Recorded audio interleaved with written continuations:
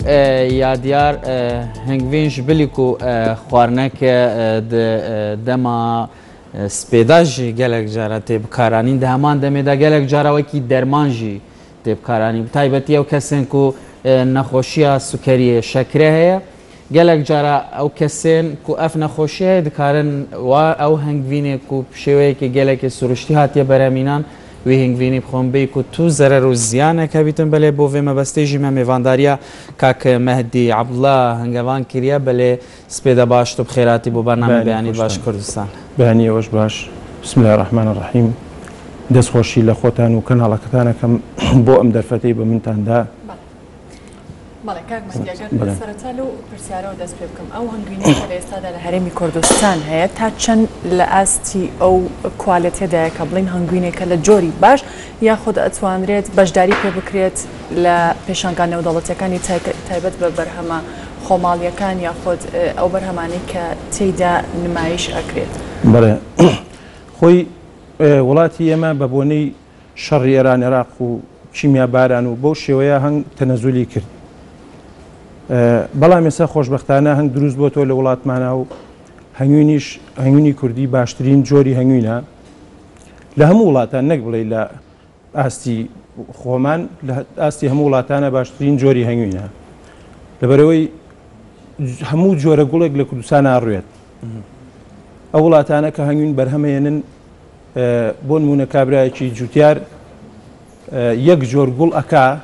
چەندین دۆنم ئەکا بە جۆری گوڵێک هەنگوینەکەی ئەو سوود و قازانجەی نییە وەکو ئەمەی خۆمان بۆیە ئێستا هەنگوینی کوردی خۆمان باشترین جۆری هەنگوینە لە جیهانە. بەڵێ کاک مهدی عەفو بوەرە سارەخان جەنابتان بەشداری کۆنگرەیەکی نێودەوڵەتیتان کرد و کۆنگرەی هەشتەمی هەنگاوانان بڵێ لە نەجەف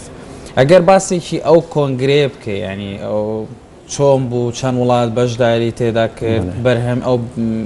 بەرهەمانی کە ئێوە بەشداریتان پێ کرد ینی چ جۆرە بەرهەمێک بوو پێم وایە پلەی یەکەمیشت بەدەستێنا جان. بەڵێ خۆی ئەم کۆنگرەیە هی نەحالینی عەرەب بوو یعنی هەموو هەنگاوانانی عەرەب 22 دەوڵەتی عەرەبی بەشداری کرد لە 22 دەوڵەتەکە سوپاس بخوا کە هەنگوینەکەی من بە ناوی هەنگوینی کوردستانەوە بوو هەرچەند من هەنگکە لە شار باژەڕ بەخێوە کەم لە دێی معلومە و گاپێڵۆن و خەشان وەکو هەرێمی کوردستان تەنها تۆ بەشداریت کردن تقریبا 30 نەفرێکە بووین بەڵام الحەمدوللا هەموو هەنگوینی کوردستان بە ئام نەوعەتی باشە بەزیتر بە دەرەجە یەک هەنگوینەکەی من دەرچوو لە هەر 22 دەوڵەتەکە وەکو قازانج و سوودێکیش لە ئەم کۆنگرەیە ئێمە کۆمەڵی هەنگاوانی وڵاتانمان ناسی ئیسفادەی کۆمەڵی ترمان کرد کە ئایا هەر هەنگوینە قازانج بگەینە بە ئینسان ئایا چۆن بەکارێت بۆ عیلاج پێوەدانی هەنگ ئەو شتا پرۆپۆلس کە مادەیەک هەر لە هەنگا هەیە و باشی هەنگوینەکەشمان دەرکەوت لە هەموو وڵاتانە کە ئێمە الحەمدوللا بەدەستی کەسێک کە غەیری زمانەکەی خۆمانە ناوی هەنگوینی کوردستانی بە باشترین هەنگوین هێنا و ئەوەش دیاری شادەی ڕێزلێنانەکەی کە بۆ باشترین هەنگوین. کاک مهدی باسی نەخۆشیت کرد ینی زۆر جارەڵێن هەنگوین یەکێکە لەو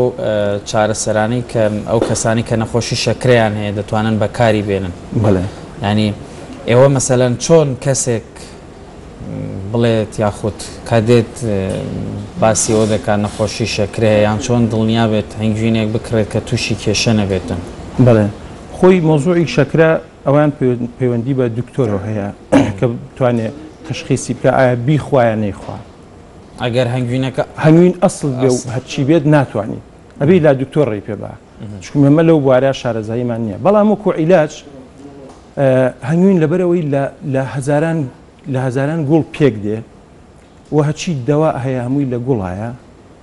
هەچی دەرمانەکان دروستە لە گوڵ دروستەکەیە بۆیە بۆ هەموو عیلاجێک بەکار دێت و ئێمە لەم کۆنگرەیە پێوەدانی هەنگ کە شتێکە هێشتر لای خۆمان باسی لێوە ناکرێ دکتۆرێکی جەزایری بەڕاستی بە شێوەیە باسێکە ئەی گوناحە کەسێ هەنگەوان بێت مناڵەکەی بەرێ بۆ خەستەخانە باوکی بەرێ خۆی بڕوە ئەی گوناحە بەس بە عیلاجی پێوەدانی هەنگ اینجا ئەبێ هەنگوین چی بێ یانەکو پرۆپۆلس کە مادەیە کە بە دەرکەی هەنگەوەیە کە عیلاجی زۆری پێ ئەکرێت. باشە فەرموو سارەخەر. کاک مەهدی ئەگەر باس لەو لیژنەیە بکەیت کە بڕیارێن لەسەر چۆنێتی با بڵێن ئەو هەنگوینەی کە هەڵەبژێرێت لەلایەن ئەو کەسانەوە یاخود ئەو لیژنەیەکی بەشداری تێداکەن لە چەند وڵات بەشدارە بن چۆن بڕیارێن کە ئەم هەنگوینە لە جۆری باشە یاخود کواڵێتی باشە؟ بەڵێ خۆی ئەمە 3 کەس بوون کە تەشخیصیان کرد، خۆی 6 کەس بوون، 3 کەسیان کە سەرەکی یەکیان سەرۆکی نەحالینی عەرەب، دوانیشان یەکیان مدیر عامەکە بوو، ئەوەی تریشان مهندسێکی بواری هەنگوین بوو. ئیتر ئایا چۆن تەنها لە وڵاتانی عەرەبی بەشداریان تێدا کردبوو؟ ئەمە هەموو وڵاتانی عەرەب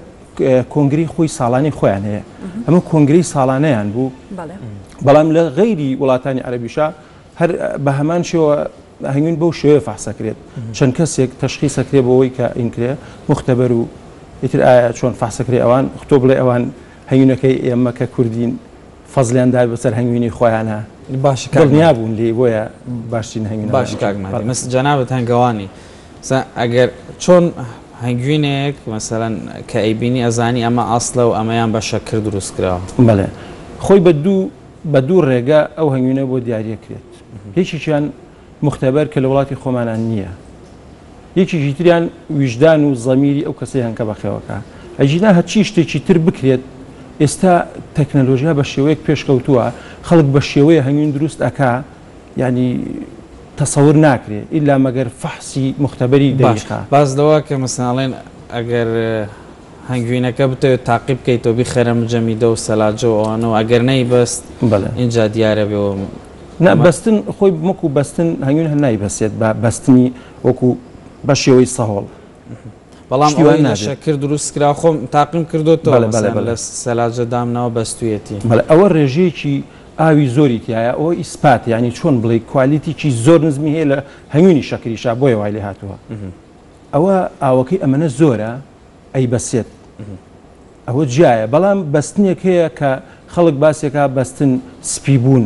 کە هەنگوینەکە سپی ئەبێ وەکو شێوەی وردە شەکری لێیە، ئەوە خراپی هەنگوین نییە. ئەوە لە وڵاتانی ئەوروپیا بە باشترین هەنگوین دەستنیشانەکرێ. کەسێک کە هەنگوین ئەکرێت ئەگەر سپی بوو بێت دڵنیایە لێ، بەڵام ئەگەر سپی نەبوو بێ زۆر دڵنیان نییە لێ. لەبەرەوەی چۆن وای لێکراوە کە سپی نەبێ، هەنگوین بە پلەی گەرمکردن لە ژوور پەنجاپلەوە وای لێت ئیتر تێکچوونی بەسەرا نایە، ئەنی سپیبوونی بەسەرا نایە، خۆی تێگەچێت بەو پلە گەرمێت تێگەچێت، هەنگوینەتی خۆی لەدەست ئەدا. بۆیە لە ژوور پەنجاپلەوە ئیتەوە هەنگوینە بەو شێوە قاوەیە جوانی خۆی ئەمێنێتەوە. ئەوە مەرغوب نییە لە وڵاتان.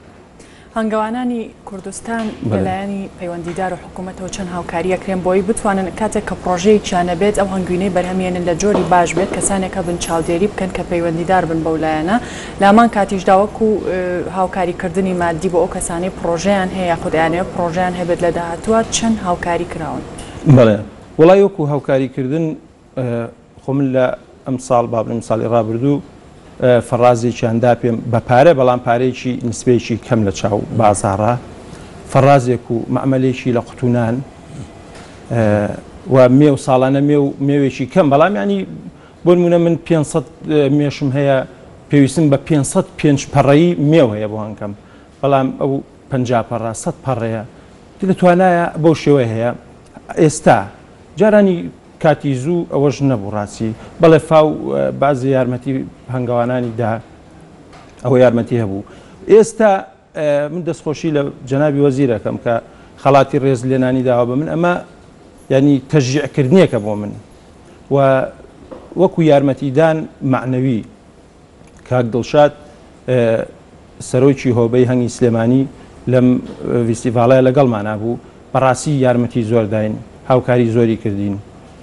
کاک دکتۆر عەبدوڕەحیم هەم هاوکاری زۆری کردین، یارمەتی زۆری داین، ئەنی وەکو برا تەعاملی لەگەڵاکردین، وەکو مادی شتێکی وان نییە یارمەتیدانی ئێمە. هەتا ئەم کۆنگرێش کە چوین لەسەر حسابی خۆمان ڕۆیشتوین، بە پارەی خۆمان ڕۆیشتوین، بۆ هەموو ئیش و کارەکان خۆمان کردومانە. بەڵێ کاک مەهدی،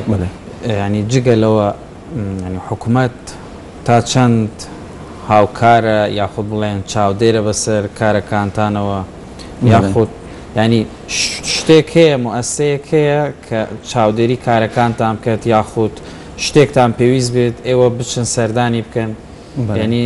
چۆنە کارەکان مەسەلەن زۆر جار ینی مێژەیە تووشی نەخۆشیە بێ یاخود تووشی دەردەبێت تووشی سەرما بێ ینی کەسێک هەیە لایەنێک هەیە ڕێنماییتان بکات مەسەلەن لەم وەرزە ئاوا بن لەم وەرزە بەم شێوەیە بێت قسەکەت زۆر جوانە ڕاستی وڵاتان کەسی هەنکەی نەخۆش بکەوێ یەکسەر پەیوەندێکا بە حکوومەتەوە ئەڵێ هەنکەم نەخۆشە هەنکەیە بن ئەگەر نەخۆشگەی خراپێ ئی سووتێن و هەنگێک گەێن لە جیادایێنن ئەگەر خەتاکە لە خۆیەوە نەبێت خەتاکە لە خۆیەوە نەبێت نەخۆشکەوتووە خەتاکە لە خۆی بێ خۆی بەرپرسەلی بەڵام ئێمە ئەگەر هەنگەوان هەرچی لێبێت و هەنگانی هەرچی لێبێ ناوەڵا بەو شێوەیە نیە چکم تا ئێستا وەکو سەردان ئەوەی تۆ باسێکی بێ سەردانی من کرابێت لە منحەلەک لە هەنگەڵانەکانمان وەنیە نەکراوە تا ئێستا ئەوە نەبووە ینی زۆر کەم دەگمەن مەگەر کەسێک لە دڵسۆزی خۆی بۆ نمونە کاک دڵشاد لە دڵسۆزی خۆی بێت سەر لە من بە تەلەفۆن بۆ من کابڵێ ئیشەکانت چۆنە کێشەی چی هەیە ئەینا ناوەڵا ئێستا بۆ نمونە هەنگی ئێرانیەت نەخۆشی پێوەیە کەس نییە ڕێگری لێ بکە بە هەزاران هەنگێتە لە بەهارە جارە خاص لە بەهارە یەتە وڵاتەوە نەخۆشی بڵاوەکاتەوە تۆ ناتوانانی هەنگانی خۆ لە شوێنێکا دابنی ئەو هەنگانی کە خۆیانیان یاخود ئەهێنرێتە هەنگ 5 کیلومتر هەوایی دەتوانێت بڕوا منە بێ لە شوێنێک دانیم 5 کیلومتر هەوایی هەنگی لێ نزیک نەبێ ئەوەش بە من ناکرێ ئمکافەحەی ئەو هەموو نەخۆشێش ئەبێ لەسەر هەنگەکە بکرێت هەنگێک سێرەگەی سنووقێکی ڕزی و شانەی ڕەش و ناشرین هەنگکەی نەخۆشە مەلیکەی پیرە یعنی هیچ مواسفاتێکی هەنگیتیانی هێتە ئەم دیۆ و کابرا هەنگەڵانەکەی خۆی پاکاتەوە لە نەخۆشی و لە سنووقی خراپ و لە شانەی خراپ و لە مەلیکەی پیر و تەسلیم بە هەم هەیەکان ئەیتر ئێمە شۆک و چاودێر نا تا ئێستا بەڵێ ئێستا تۆزێک ینی ڕێگری هەیە واقعەن حەق بڵێن ئێستا ڕێگری هەیە لە هێنانی هەنگ تۆزێکانی هەتا حدێک بەرەو پێش کەواتە ینی کاک مەهدی مەسەلەن پێتوانیە ئەگەر لیژنەیەکی چاودێری هەبێتن باس لەوە کرد ینی ئیلا ئەگەر کەسێک زەمیری خۆی بەکاربێنێت هەنگوینی خراپ بەرهەمنێنێت ینی لیژنەیەک هەیە ئەوی ئیتر پێویست نەکە خەڵک زەمیری خۆی بەکاربێنێ ئەو لیژنەیە بە دووادا چوون بۆ ئەو بکات زانی ئەو هەنگەی لە چی ینی ئەو هەنگوینەی لە چی دروست کردووە ئەوە ئەگەر بکرێ شتێکی زۆر زۆر باشە ینی حەقی خۆیەتەوە بکرێ لەبەرەوەی ئێمە ئێستا کە هەنگوینەکە ناتوانین برە و بە هەنگی خۆمان بین و بە هەنگوینی خۆمان بین مەوزوع ئەوە ینی بەڕاستی ئێمە مقارنە ئەکرین وەکو هەنگوینی باش لەگەڵ هەنگوینێکی عادی 5,000 4,000 کە لە ئێرانیت ئەسن زۆربەی کات بە شەکریش دروست ناکرێ هەنگوینە و بە شەکری پاچیش دروست ناکرێت بەشتی تر دروست ئەکرێ بەڵێ کاک مادی ببوورە لەگەڵ قسەکانی تۆ بۆچی لە کوردستان ئەو هەنگوینەی کە هەیە تەنها بە نرخەکەی ئەناسرێتەوە بۆ نمونە ئەگەر بچیتە بازاڕی هەنگوین فرۆشەکان هەیەکە نرخێکی داناوە هەیە زۆر بەرز هەیە نزم لە ڕێی کڕینی با بڵین ئەو هەنگوینەی کە ئەکڕێ هەریەکە بە نرخێک ئەیفرۆشە ڕەنگە هەندێک جار جۆرەکەشی زۆر خراپ نەبێ بەڵام بۆ نمونەیەکێکی وەکو تۆ ئەو هەنگوینەی هەیەی لە جۆری باشە و ناچار بێ بە نرخێکی کەمتر لەوەی خۆی هەیە بیفرۆشێ بۆچی واتان نەکردووە ئێوەی هەنگەوانان بە تایبەت خۆتان داوا بکەن کە بۆ نمونە هەوڵ بدرێت نرخ لەسەر هەنگویندا بدرێت یاخود لایەنی پەیوەندیدار لەم بابەتەدا با بڵین چارەسەری ئەم گرفتە بکە خۆی واقعان هەموویە گەڕێتەوە بۆ دەسەڵات بۆ حکوومەت دەبێ ئەوە بکات ئەگەر ئەوە بکات و داوا لە من کار لۆگۆیەکم هەبێ بۆ سەر هەنگوینەکەی خۆم و قاپێکی تایبەت هەبێ هی من کە کەسێکتر ناتوانێت بە ناوی هەنگوینەکەی منەوە ئیش بکە هی کەسێکتر بە هەمان شێوە ئەو کاتە هەنگوینی ئەمەچی وەزارەتی کشت و کاڵە کە شتێکی وا بکات لەبەرەوەی هەنگوینی خراپ بە باش نەفرۆشرێت چکم ئەو کاتە هەنگوینێک کە خراپ بوو لۆگۆی نییە ناونیشان و عینوانێکی نییە لە شوێنێکی مەلموسۆ نەهاتووە کە بڵێ ئەمە لە فڵانە مەرزەوە داخڵ بوو بەو کوالێتە و بفرۆشتێت ئەمووی بە ڕێگەی قاچاقایەت قاچاقیش کە کەوتە بازارڕەوە ئەچی هەنگوین بە چێ ناچێت مختبەرێک نییە تاوەکو کابرا ڕاپێکی بکەی بڵێ زەحمەت نەبێ هەنگوینە عادیە ئەڵێ بە چیایی سەلمێنی عادیە بۆی ناسەلمێنێ مانە ئیشەکەی لابێ حکوومەت چارەسەری بکە ئینا بە ئێمە ناکرێ مەش پێمان خۆشە گەشتێکی وا بکرێت بەڵێ بله گلک سپاس با کاک مهدی عبدالله هنگوان کو الاستودیو دیگل مدابوی سپاس